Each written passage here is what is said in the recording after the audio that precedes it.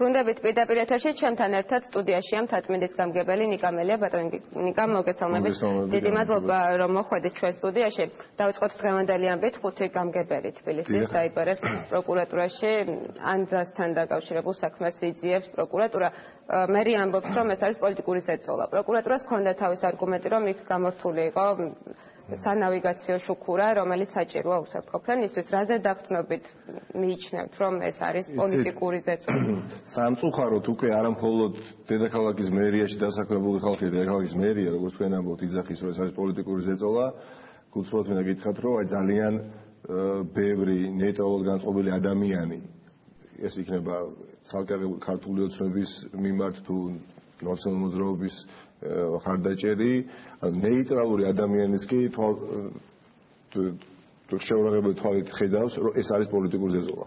სხვაგვარად შეუძლებელია აიხსნას ის მთელი ციკლი, რაც სისტემაში მოიყვანა ცენტრალურმა ხელისუფლებამ. დღევანდელი დაბარება, ეს რომ არ არის ახალი ამბავი, ეს მოდის, ასე ვთქვათ, უკვე რამდენიმე თვე არის, დაახლოებით 7-8 თვე არის, რაც ჩვენ ღეგამოშვებით დავდივართ, მაგალითად მე ორი სისხლისამართლის საქმე ჩემზე აღზული და დავდივარ, რამდენიმე გამგებელია კიდევ, რამდენიმე სამსახურის უფროსია, არ არსებობს დღე, რომ დედაქალაქის მერიაში დასაქმებული ადამიანი დაკითხვაზე არ მიიყვანო.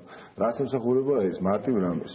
ერთი რომ რეალურად მოვუწყვიტონ ჩვენ ამ ყოველდღიურ საქმიანობას, მეორე მოხდეს ჩვენი საზოგადოებაში რაღაცნაირად დემონიზაცია, რომ ჩვენ აიმდენად ცუდები ვართ, რომ ჩვენ ხედავთ ყოველდღე დავდივართ სხვადასხვა საგამოძიებო ორგანოებში. ეხლა ამ ფონზე, როდესაც ამდენი პრობლემაა დედაქალაქში, რაც უკავშირდება ბიუჯეტის დამამტკიცებლობასაც და ძალიან გამძაფრთ.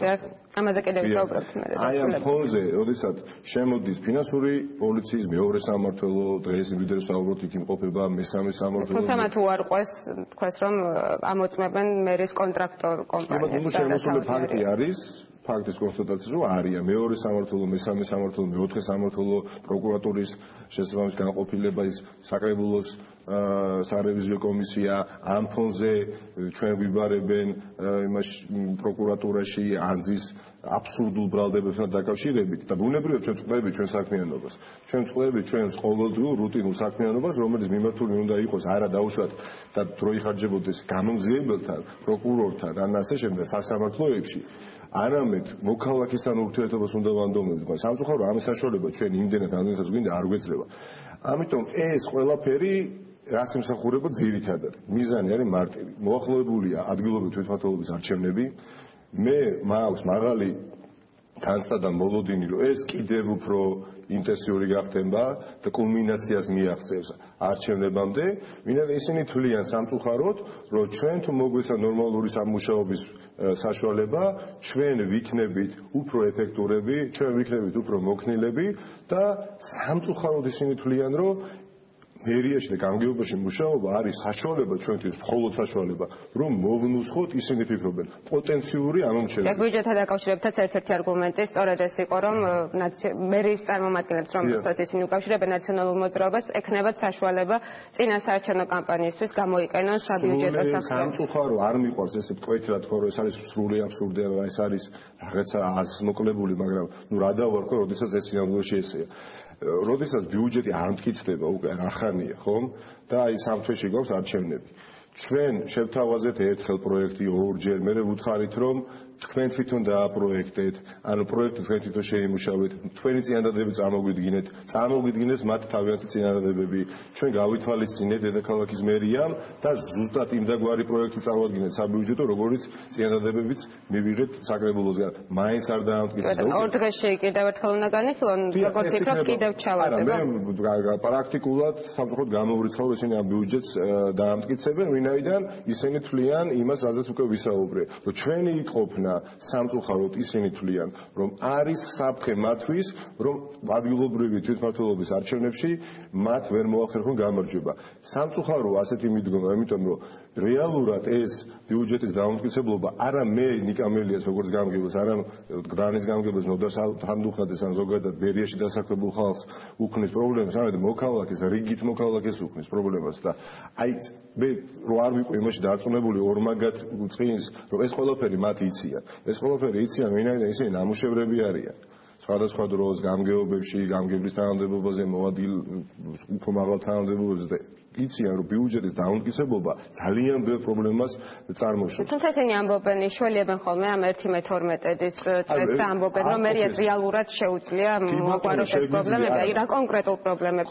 გასაგებია თქვა ტენდერები უქმდება და ასე შემდეგ, აი ყოველდღიურ ცხოვრებაში ადამიანს. ანუ ჩვენ ისინი ამბობენ, ჯერ მინდა ხაზი გავუსვა რომ 785 მილიონამდე ბიუჯეტი კი ბატონო არ დავამტკიცეთ და არ ვამტკიცებთ, ხო, პრაქტიკულად და არ დავამტკიცებთ ჩვენ მოვიდნენ ესეთი. მაგრამ მერიას ხომ აქვს 60 მილიონი და ჩვენ არ გვინდა ეს 800 მილიონი მივცეთ, იმიტომ რომ ისინი არამიზნობრივად გახარჯავენ ამ თანხას 800 მილიონს.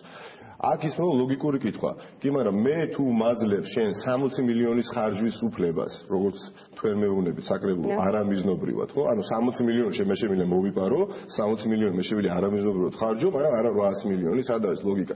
60 მილიონი რეალურად ეს არ არის მოქნილი 60 მილიონი. ეს თათმის რაიონის გამგეობაში 140,000 ლარის ხარჯვა შეგვიძლია ინფრასტრუქტურულ პროექტებზე. გახარჯვა ყოველთვიურად.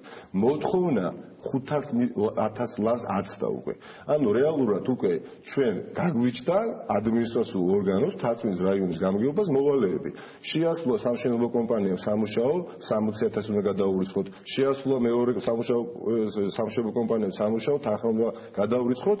გვაქვს 500,000 ლარის ვალდებულება, რომელიც უკვე უნდა გადაურიცხოთ კომპანიებს, იმიტომ რომ ისინი მომდგრები არიან და პრაქტიკულად ყოველდღე დადიან რეკლამით თანხაზოდის გვირიცხავთ და რეალურად ყოველთვიურად ჩვენ შეგვიძლია ჩაურიცხოთ 140,000.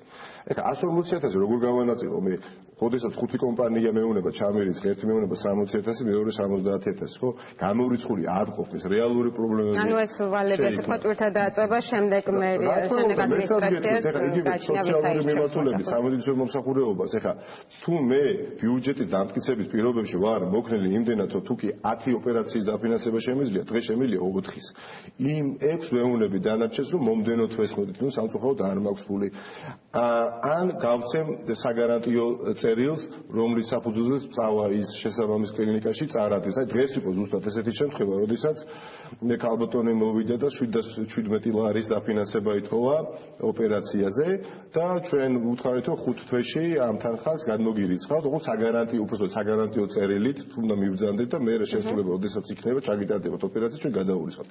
კლინიკაში უთხრეს, რომ გვესმის ეს ბიუჯეტთან დაკავშირებული პრობლემები და იქნებ სხვა რაიმე სადაზღვეო კომპანიაში არ ხართ რეგისტრირებული ან დაზღვეული არ ხართ, ამ ქალბატონმა მოთხრა არ ვარ.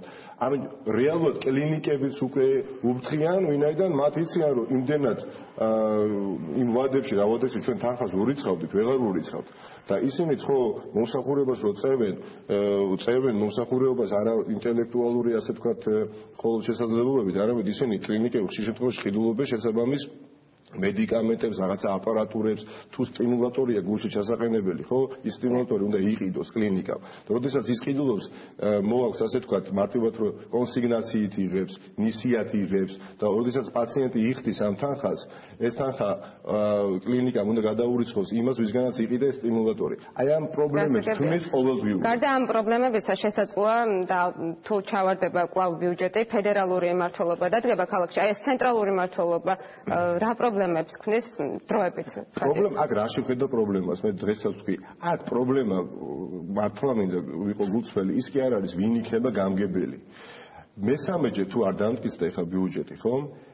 არჩევნების დასრულებამდე ფედერალური მმართველობა შემოვა თუ რა მოხდება, ბიუჯეტი იქნება დაუმტკიცებელი და ქალაქი ივნისის ბოლომდე 1/12 რეჟიმით უნდა იცხოვროს. თავმჯდომარეს ჰქონდა ასეთი შემოთავაზება, რომ გადამდგარიყო ქალაქის მთავრობა და ამბობდა, რომ ამ შემთხვევაში დაამტკიცებდა ბიუჯეტს. ანუ გარკვეული სარბლის გაღებით შესაძლებელი იყო ამ ამისათვის, რომ ოღონდ ბიუჯეტი დამტკიცებულიყო, მზად ვიყავით, თუმცა შევხედრით წინადადება, შევთავაზეთ, ამ წინადადება მივიღეთ, შევთავაზეთ შემდეგი წინადადება. გადავდგებით და გადადექით თქვენს, კი ბატონო. არ არის პრობლემა. ჩვენთვის მართლა არანაირად არავინ არ არის გამოკიდებული ნამდვილად სავარძელს. ჩვენთვის ძალიან მძიმე მოსასმენია მოქალაქის ჩივილი და გულისტკივილი, როდესაც ის მოდის და გეუბნება რომ დამოფინანსებ თუ შეიძლება 800 ლარით და შენ იცი რომ ბიუჯეტის დამტკიცების პირობებში შენ ამას გააკეთებდი და დაუფინანსებდი, თუმცა ვინაიდან არ არის ბიუჯეტი დამტკიცებული, შენ ვერ ეხმარები. ამიტომ ეს არ ღირს იმად რომ შენ შეინარჩუნო შენი სავარძელი და ჩვენ მზად ვიყავით ამისათვის, მაგრამ სამწუხაროდ არ შედგა არანაირი კომუნიკაცია, მეტიც ხო გეუბნებთ ყველაფერი ჩვენ უთხრეთ მარტივად გაიგოთ ჩვენ მაყურებელმა. დაწერეთ საბიუჯეტო პროექტი თქვენ თვითონ როგორიც გინდათ და ჩვენ მას შემოვიდეთ გაშალეთ იმ მუხლებში პრიორიტეტები თქვენ თვითონ განსაზღვრეთ და დავამტკიცოთ ასეთი ბიუჯეტი. გავითვალისწინეთ ეს წინადადებები მაინც არ დაამტკიცეს და არც აპირებენ. აღარ მალავენ ამას საუბრებში, იმიტომ რომ ისინი საფრთხეს ხედავენ სამწუხაროა, როგორ შეიძლება დღეს შენ გაუწიო დაახლოებით ყოველდღიურად თათრის რაიონის გამგეობაში მოდის შეიძლება 2000 ადამიანი მოქალაქეები. ნუ თუ ისინი თვლიან მართლა ეს 2000 ადამიანი გამგეობაში რომ მოვა და მე ხეს ჩამომართვებს, მე ამ 2000 ადამიანს იმდენად მომნუხავ ადგილობრივ თვითმმართველობის არჩევნებზე, მე თუ ვიყრი კენს ისინი მე დამეჭერე ხარ. აი ამ საფრთხეს ხედავენ ძალიან სამწუხარო ისინი ხედავენ რომ ეს არის საშუალება, მაგრამ რეალურად ამის მიღმა რა ტკივილია, ამის მიღმა რა გაჭირვება, ამას არ უსვენ ხას, მაგრამ იციან, აი ეს უფრო ამზავრებს ამ ტკივილს, იციან რეალურად რა პრობლემები ექნებათ, მაგრამ მიდიან ამ ყველაფერზე და ხო გეუბნებით, თუ არ დაამტკიცეს ბიუჯეტი რომ დაგვითხოვოთ ჩვენ და ჩვენ დღესვე ვართ მზად რომ წავიდეთ, ოღონდ ბიუჯეტი დამტკიცდეს, ფედერალური მართლობა რომ შემოვიდეს, ბიუჯეტი ივნისის ბოლომდე იქნება 1/12 რეჟიმში. ანუ მსხვილ პროექტებზე საერთოდ ზედმეტია ლაპარაკი. ჩვენ ვერ ვახორციელებთ მსხვილ პროექტს, იმიტომ რომ აპრიორ როდესაც ვიცი რომ დღეს თუ რაღაცა ტენდერს გამოვაცხადებ და გამარჯვებული სამშენებლო კომპანია გაიმარჯვებს ამ ტენდერში და 200,000 ლარი მექნება გადასარიცხე, ვერ გადავურიცხავ თქვენ ნახევარში. ვერ ვაცხადებ ამ ტენდერს და შეჩერებულია ყველანაირი მსხვილი პროექტი. ვახორციელებთ ძირითადად ეხლა ჩვენი მოკლე პროექტებს, პატარა პროექტებს, სოციალურ რაღაც დახმარებებს გავცემთ, თუმცა მაგალითად სახლი, რომელიც გასამაგრებელი გვაქვს ჩვენ თათრეთის რაიონში 400,000 ლარი ჯდება ხარსამრეცის მიხედვით, ბოლოდინის რეჟიმშია ბიუჯეტი რო იყოს ახლა დამტკიცებული, ჩვენ ამ ტენდერს გამოვაცხადებთ. დროში ვაგებთ ჩვენ კი არა, თქვენ კი არა, ის მოსახლე, რომელსაც ჭერი ენგრევა თავზე. იმისთვის ივნისის ბოლომდე ძალიან დიდი დროა. მას შეიძლება რეალურად ეს ჭერი ჩამოენგრეს თავზე. ადამიანს, რომელსაც უნდა გაუწიოთ ჩვენ დახმარება სამედიცინო მიმართულებით, ოპერაცია აქვს ჩასატარებელი, რა ვუთხრათ ეხლა რომ მაისის ბოლომდე დაიცადე, ეხლა ჩატარდება ადგილობრივი თვითმმართველობის არჩევნები და ყველაფერი დაალაგდება თავის ადგილზე. ძალიან რთული ასახსნელია და მათ ეს მშვენივრად იციან, მაგრამ მიდიან ამ ყველაფერზე და ეს არის ძალიან სამწუხარო. კი ბატონო, მომავალ არჩევნებზეც მინდა კითხოთ, უშუალოდ რეფორმა გატარდა თვითმმართველობის, იქნება 50%-იანი ბარიერი, ნაცვლად 30-ზე თქვენ ხართ ერთ-ერთი სავარაუდო კანდიდატი ნაციონალური მოძრაობის, რას ფიქრობთ აი ამ ცვლილებაზე? არა, ნუ ეს რის ხარჯზე არაპირებდა ცენტრალური ხელისუფლება ამ ცვლილების გატარებას, მაგრამ საზოგადოების, ასე ვთქვათ, ზეწოლის შემდეგ თუმცა ის გამოვიდა კომპრომისურმა, საპარლამენტო ოპოზიციურმა ფრთამ ძალიან კარგად იმუშავა არასამთავრობო ორგანიზაციებმა, ჩემი ინფორმაციით საერთაშორისო ორგანიზაციებმაც ძალიან სერიოზულად იმუშავეს და რეალურად ეს მოხდა ის, რაც უნდა მოხდარიყო. În შემთხვევაში ხა მივიღებდით რას, რომ უმცირესობით არჩეული მერი გვეყოლებოდა ჩვენ ანუ ორ იგი შეიძლება თქვას პარტიგი უგულავაზე რომელიც კი ბატონო ნუ მაშინ ბარიერი იყო ისინი ამაზე აპელირებდნენ რომ უნდა იყოს ესე მოვიდნენ ხელისუფლებაში და რაზეც აპელირებდნენ და რაც გულზემ ჯიღის ცემით უნდათ რომ გაეკეთებინათ, აღარ აკეთებდით, მაგრამ მადლობა გმესოს ყველაფერი გააკეთა და სერიოზული ბრძოლა იქნება. მე დარწმუნებული ვარ, რომ ის რომ იცით გერმანია დათო არის უალტერნატივო კანდიდატი, აი მითხარით, რატო შეიძლება ასე ჩაითვალოს დათო ნორმალია. თქვენ საუბრობთ ძიმე წინასაარჩევნო გარემოზე თქვენი გადმოსახადი და დასასიას არ შეგიშლით თქვათ ხელს რომ იყოთ კონკურენტუნარი. იცით რაც არ კლავს გაძლიერებს, იმიტომ მიუხედავად იმისა, რომ ძალიან სერიოზული პრობლემები გვექნება, ძალიან სერიოზული პრობლემები გვექნება ყოველდღიურად. ჩვენ ვფიქრობთ, რომ ძალიან დიდი შანსები გვაქვს ადგილობრივი თვითმმართველობის არჩევნებზე თბილისში. მე ვერ ვიტყვი და დაახლოებით ვიცი სხვადასხვა რეგიონებში, მაგრამ ამ შემთხვევაში თბილისზე მინდა ვისაუბრო, სერიოზული შანსები გვქონდა და სწორედ ეს იცის სამწუხაროდ ცენტრალურმა ხელისუფლებამ ამ შემთხვევაში ქართულმა ოცნებამ, რომ მათ მოდით ასე ვთქვათ, სუსტი კანდიდატი ყავთ. ბევრად უფრო ძლიერი კანდიდატის წამოყენება შეეძლოთ მეურვეობის კანდიდატებს. ხომ არ ატარებთ თქვა რაიმე სურათი არის საზოგადოებრივი განწყობა. არის საზოგადოებრივი განწყობა ხა თქვენ საზოგადოებრივი წევრი ხო? ჩვენ საუბრობთ ხალხთან გვაქვს. ეხლა ჩემს გარშემო ვინც არის, თქვენს გარშემო ვინც არის, სამსახურში თუნდაც მერიაში თუნდაც იმას რომ ამბობენ რომ მერია არის რაღაც უკანასკნელი ბასტიონი ნაციონალურ მოძრაობის, არის სრული სიცრუე. ნაციონალურ მოძრაობის ხარდაჭერი რო იყოს 20,000 ადამიანი მერიაში, გამოგიდინა, გამორიცხული ესეთი რაღაც არ ხდება იქ. ჯანსაღი ურთიერთობა იქ არის ამ პარტიის ხარდაჭერის, მეორე პარტიის ხარდაჭერის, მაგრამ როდესაც ურთიერთობ ხალხთან, მათი აზრი მეც მაინტერესებს, ხო? დაბალი შანსი აქვს დათო ნარმანიას, მაღალი შანსი აქვს თვითონ ქართულ ოცნებას ამ ძლავრი ცენტრალური ასე ვთქვათ ადმინისტრაციული ორგანოების ხარდაჭერით, ისინი არიან დღეს ცენტრალურ ხელისუფლებაში, თუმცა იმდენად სუსტია კანდიდატი. რატომ არის სუსტი? იცით თქვათ მე ხედვების შესახებ ქალაქის განვითარების თუ რატომ? ჩემის აზრით ერთი მინდა თქვა რომ ის არ არის უალტერნატივო კანდიდატი, როგორაც ასაღებენ ბატონმა ბიძინა თქვა რომ ის არის უალტერნატივო კანდიდატი და ესეთი რაღაც არ შეიძლება ითქვას. მე გუწმობად გეტყვით წინა წლებში, როდესაც წინა ხელისუფლებაში, როდესაც იყო ნაციონალურ მოძრაობა და იტყოდა რომელიმე სხვა კანდიდატზე რომ ის არის ძალიან სუსტი კანდიდატი, შეიძლება ძალიან ძლიერი შანსი არ აქვს და უალტერნატივო ვართ ჩვენ, ისიც არ მომწონდა, არასწორია. მინდა ეს არის არჩევნები. ეს არის როგორ შეიძლება სუსტი საფეხბურთო გუნდი დაუპირისპირდეს ერთ ჩვენიერ დღეს ძლიერ საფეხბურთო გუნდს და ძლიერი დამარცხდეს, ხო? ამიტომ ეს არის მარათონი, ეს არის მარათონი, არის იშვიათია, თუმცა ხდება. არც თუ ისე იშვიათად. ამიტომ უალტერნატივო კანდიდატად გასაღება არის ღირმილის მონგველი. მეორე სად იკვეთება რომ ისინი ნერვიულობენ. აი რა კანონიც ეხა მათ მიიღეს. მე არ ვიცი იმ დროს სპეციალურად ვეძებდი ამის ანალოგია თუ სამე საჯარო სამსახურის შესახებ კანონში შეიტანეს ცვლილება რომ თვითმმართველობის ადგილობრივი თვითმმართველობის არჩევნები როგორც კი დასრულდება ყველა ადამიანი დაახლოებით 13,000 ადამიანი დასაქმებული არა მარტო ყველა თვითმმართველობაში ქვეყნის მასშტაბით ეროვნულ დონეზე, მათ შორის თბილისში 13,000 ადამიანი გადადის დროებითი მოვალეობის შესრულების რეჟიმში. ფაქტობრივად მათ ათავისუფლებენ სამსახურიდან, იმიტომ რომ კონკურსი ცხადდება ამ ადგილებზე. უბრალოდ დამსაქმებელს იქნება ახალი გამგებელი და აუძახოს 60 ადამიანს და უთხრათ იცი გამარჯობა ჩვენ მოვედით კარგად ბრძანდებოდით. კანონი აღარ შეზღუდავს ამას. შრომის უფლება, რომელიც კონსტიტუციითაა დაცული, ეს არის ფეხბურთში იგივე არასამთავრობოებიც აპირებენ, რომ თუნდაც საკონსტიტუციაში გააცეჭონ. რატომ მოხდა ეს გეტყვით მარტივად.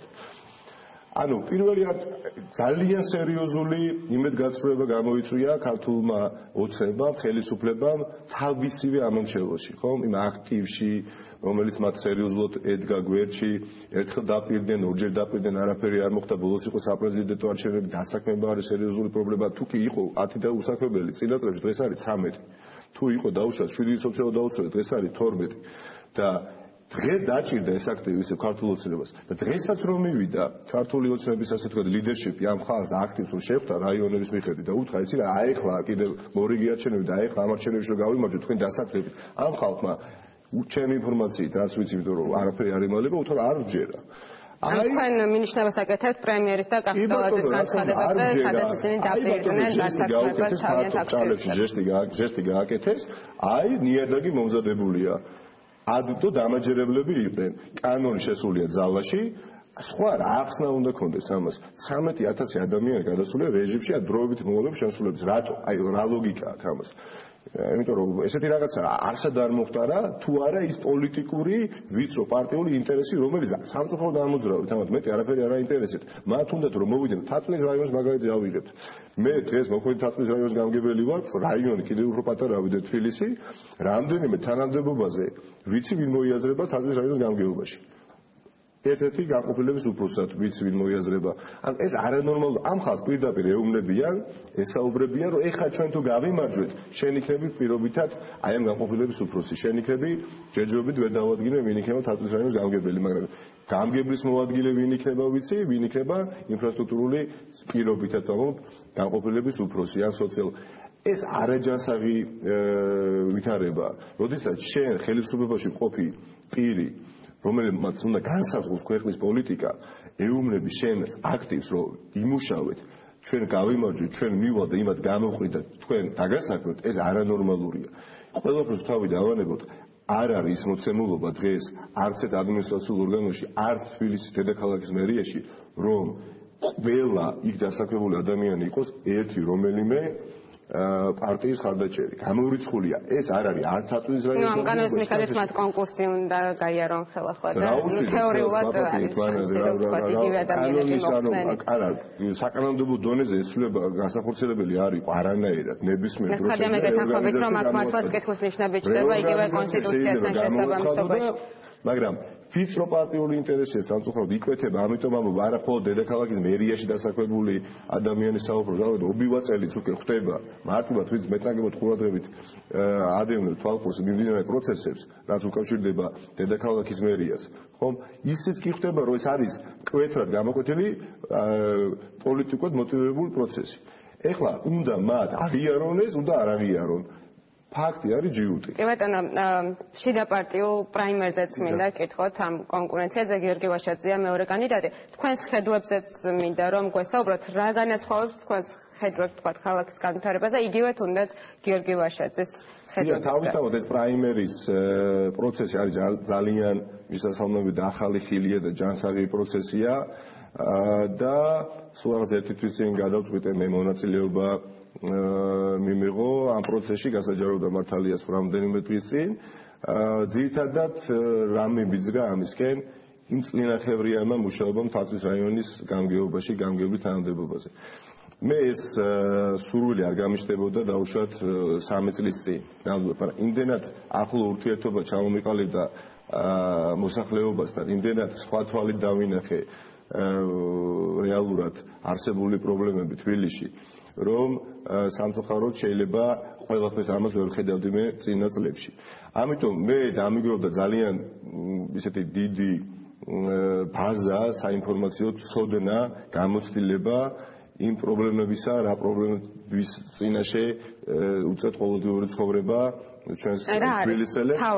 სამწუხაროდ თავარი არის პრობლემა არა მხოლოდ თაწმინდის რაიონის მაგალითად, თაწმინდაზე ინფრასტრუქტურული მიმართულებით გვაქვს ძიმის მდგომარეობა, იცით რომ ბევრი ავარიული სახლია და რიგი მათგანი ძალიან 30% მიეკუთვნება კულტურული მემკვიდრეობის ძეგლის სტატუსის მატარებელია და ესე მარტივადაც ვერ მიხვალ და ვერ გაამაგრებ. ამ საფრთხელი პროცედურებია გასავლელი, სოციალური ფონი არის ძალიან მძიმე. მე გეუბნებით, აი მარტივად გეტყვით, შარშან ნიშნის მოგების გარეშე, შარშან ჩვენ დედაქალაქის მერიას და გამგეობებს სამოხიდო ტერიტორიებზე გვაქვს უფასო უმწევრთა სასადილო. თაწმინდაზე ჩვენ ასეთი გქონდა შარშან 2 მხოლოდ, სადაც იკვებებოდა 1800 ბენეფიციარი. წელს უკვე 2400-მდე ავიდა. ანუ 600 სურველი დაფიქსირდა, რომელმაც განცხადებით მოგვართა და ხო წარმოგიდგენიათ კიდე რამდენმა ვერ გადალახა ის რიდი რაც უკვე ამ 600-ზე გადალახა. მე არ ვამბობ შორს ვარ იმ აზრის გარო 600 ადამიანს ისე გაუჭირდა უცბად ერთ წელიწადში, რომ იძულებული გახდა რომ უფასო სასადილოში მოსულიყო, მაგრამ ისედაც გაჭირებულს კიდევ უფრო გაუჭირდა. და კიდევ არის ბევრი, ვისაც უბრალოდ ერიდება და ვერ მოგვართავს. ანუ ესეც არის მარტივი ტესტი იმისა, სოციალური ფონი კიდევ უფრო გაუარესდა. ან თქვენ ფიქრობთ, რომ თქვა თბილისის მთავრობა ორიენტირებული უნდა იყოს სოციალურ დახმარებებზე? უმუშევრობა არის ძალიან მძიმე პრობლემა ჩვენს დედაქალაქში, უფრო მძიმე ვიდრე იყო შარშან და შარშან წინ.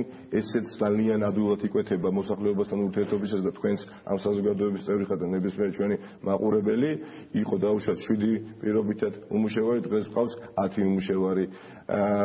ასე ვთქვათ, პრობლემები, რომელიც უკავშირდება ზოგადად ტრანსპორტს, რომელიც უკავშირდება ფეხით მოსიარულეთათვის, ანუ ეგრეთ წოდებული ტროტუარები, რომელიც მოსაწესრიგებელია, ანუ ეს ყველაფერი, ეს პრობლემები.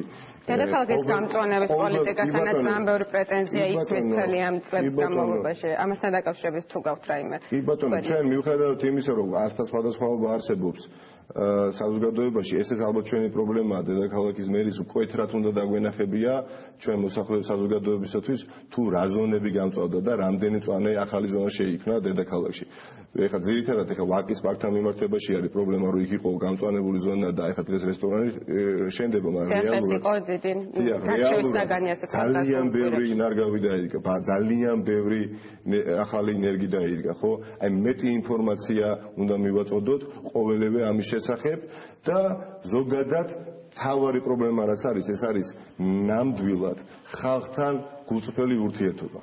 ურთიერთობა შეიძლება ჩვენ ადამიანებს ვერ დავეხმაროთ შემთხვევაში დღეს, ხვალ, მაგრამ დავეხმაროთ ზეგ, მაგრამ ჩვენ არ უნდა ვიყოთ დედაქალაქის მერიაში და გამგეობაში კლასიკური ბიუროკრატები, ადმინისტრაციული ორგანო, რომელიც შუა გულ თაწმინდაზე არის და არის თქვია თაწმინდის რაიონის გამგეობა, თაწმინდის რაიონის მოსახლეობისთვის არ უნდა იყოს ეს რაღაცა კლასიკური ბიუროკრატიული სამსახური. ეს უნდა იყოს სამსახური, სადაც შეიძლება მიხვიდე, მიიღო კონსულტაცია და ელემენტარული ადამიანური სითბო გამოყვეს. იცით, ამას აქვს ძალიან დიდი მნიშვნელობა. თქვენ შეიძლება მიხვიდეთ, რაც უნდა სწორი მკურნალობის კურსი დაგინიშნოთ ექიმმა, ხო? თუ ექიმი არ არის ყურადღებიანი, ექიმი არ გაგაწყობთ თქვენ ყოველივე ამისათვის, დამიჯერეთ ის სწორი მედიკამენტოზური მკურნალობა არ ასახავს და არ იმოქმედებს თქვენზე დადებითად. ამიტომ ეს ყურადღებაც აკლია დღეს თბილისის მოსახლეობას დედაქალაქის მერიისგან. ანუ ჩვენ უნდა ვიყოთ არა პატრონი თბილისელების, არამედ პარტნიორები უნდა ვიყოთ თბილისელების. ჩვენ არ შეიძლება თბილისელებში გავაჩინოთ განცდა, რომ მე რახან თანამდებობაზე ვარ, რახან მერი ვარ, რახან გამგებელი ვარ, მე ვარ თქვენი პატრონი. არავითარ შემთხვევაში ჩვენ ვართ პარტნიორები და სწორედ აი ამ საფუძველზე ბევრი პროგრამა შეიქმნა, თუნდაც ამხანაგობის პროგრამა არის, სადაც დაუშვათ 20% წილს იხდის გამგეობა, ნაწილს იხდის მოსახლეობა ამხანაგობის სახით, იმიტომ რომ ჩვენ გვინდა ზუსტად და ეს ქონდა გიგი უგულავას ეს იდეა ქონდა, ნაწილი განახორციელა, ნაწილი უნდა განხორციელდეს მომავალში ამ მიმართულებით, რომ ყოველ შემთხვევაში ჩვენ განცდა უნდა გავაჩინოთ მოსახლეობაში, რომ ჩვენ არ ვართ მათი უფროსები. ჩვენ ვართ თანასწორი, უბრალოდ ჩვენ ვდგევართ თბილისელების სამსახურში და იმიტომ მოვედით, რომ თანამდებობაზე დავждეთ, არა, იმიტომ მოვედით, რომ ვიმოგზაუროთ, არა, იმიტომ რომ თქვენი თვირთით ჩვენც ვზიდოთ.